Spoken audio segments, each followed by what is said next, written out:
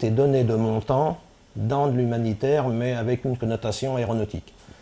Et je me suis donc présenté à M. Closier. Je rappelle que M. Closier, c'est notre père spirituel, et en plus c'est lui qui a créé la messagerie médicale il y a 20 ans. M. Closier, à l'époque, il y a 6 ans, faisait 3000 colis par an. Nous en sommes à 6000.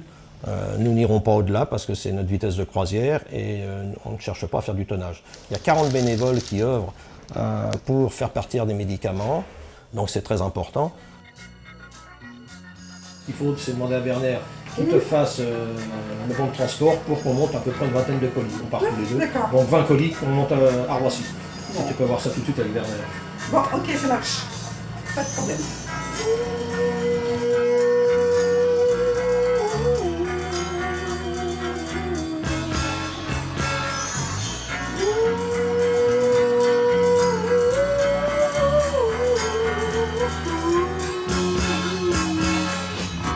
I was the third brother of 5, doing whatever I had to do to survive. I'm not saying what I did was all right. Dans les années 70-80, c'était une période où tout le monde prenait un petit peu conscience du tiers-monde. À l'image de Médecins sans frontières, des aviateurs ont pensé pouvoir faire une structure qui permette de réunir toutes les bonnes volontés de l'aviation.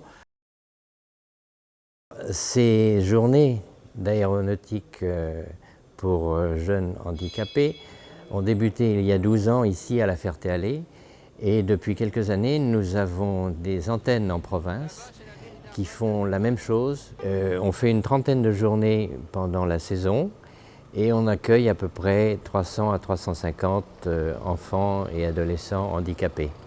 Autour de Paris, nous avons une soixantaine d'associations qui nous connaissent et qui viennent nous voir.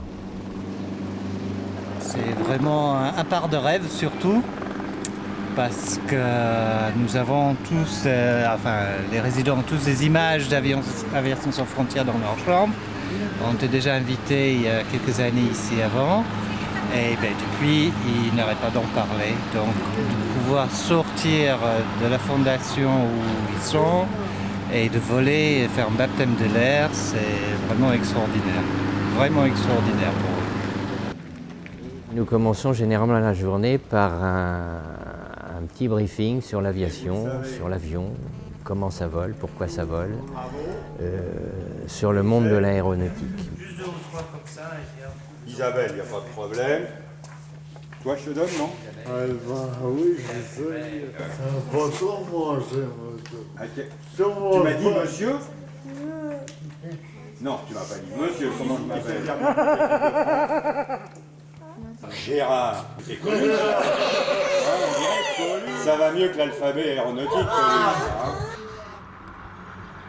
Nous faisons une séance d'aéromodélistes en double commande. C'est un moment très intéressant généralement pour eux, parce qu'ils ont l'impression, du moins, sinon effectivement, de piloter un avion.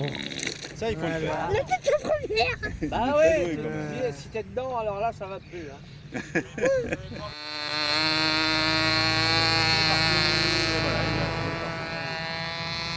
Voilà, c'est parti. Tu le vois bien? Ouais. C'est bon? Dis-le, hein. Allez, à toi, top. Allez, là c'est toi maintenant. Hein. Alors un peu, voilà, comme tu veux. Léger, Droite. gauche, voilà, Voilà, tout doux, tout doux, tout doux, tout doux. Voilà, là ça va être brutal. Super découvert. À toi gauche. Voilà. Gauche. Là, ouais. Voilà, tout doux, tout doux, tout doux, tout doux. Voilà. Alors ces journées sont visiblement un moment important dans leur vie, car ce sont des enfants et des jeunes adolescents qui ont beaucoup de difficultés à vivre, à mobilité réduite. Ce sont des journées qu'ils préparent généralement avant de venir à La Ferté-Alais.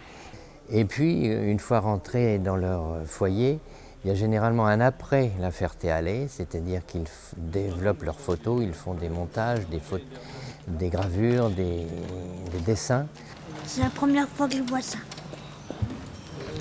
Comment tous ces vieux avions? Génial. Ils sont magnifiques.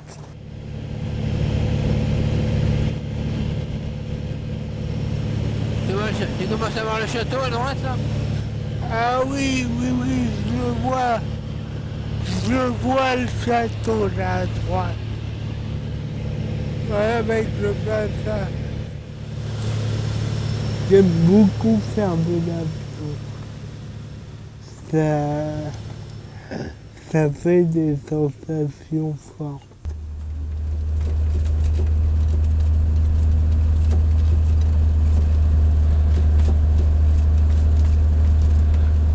Et voilà,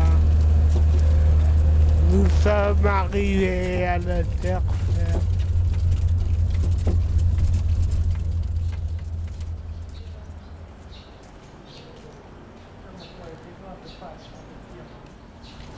Un petit cœur.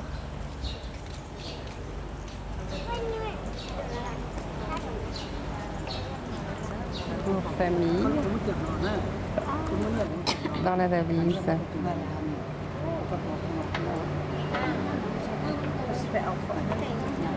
Et ma grande, où elle est ma grande?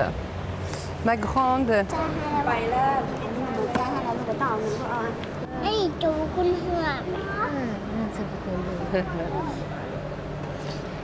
Et là, c'est les maisons que tu...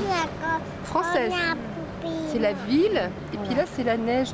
Et les bonbons, alors ça, je suis sûre que les bonbons, tu dois bien aimer. Ça, c'est bon, ça. Ça, tu manges bien. Hein? Si tu es contente, regarde. Si tu n'es pas contente, tu fais la tête comme ça. Ça va aller, il ne faut pas vous inquiéter. Tout va bien aller. Tout va bien aller. Petit chagrin, c'est normal. Puis après... Ben oui. Tu sais, ça va passer très vite. Tu sais aussi qu'il y a des enfants, des fois, qui se plaisent tellement en France qu'après, ils ont envie de revenir. Tu verras. Oh, c'est dur, un peu. Mais finalement, je me faisais du souci pour la petite, et c'est peut-être la grande qui va avoir plus de mal. Oui, là, regarde, tranquille, oui. Ça s'amuse, c'est bon. Ça m'est jamais arrivé. Bon, des départs difficiles, oui, d'enfants qui pleurent, qui ne veulent pas quitter, mais à ce point de refuser d'entrer dans l'aérogare et en disant je ne veux plus partir, je reste avec maman, mes parents, je ne veux pas quitter mes parents. Non, je ne l'ai pas vécu non plus. On va vite aller, parce que là, il ne faut pas trop traîner, parce que ça va... Donne-moi. Voilà. Merci. Voilà. Okay. Comme ça, vous inquiétez pas, dis-leur que tout va bien aller. Tu peux me... Ouais. Tiens, on va revenir, ma chérie. On va revenir, mon cœur. Où elle est, Pasieli?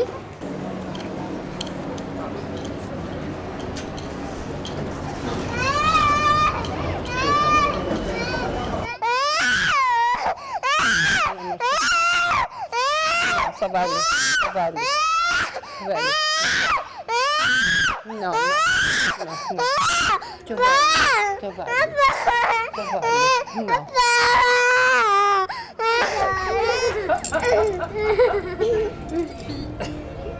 Tac.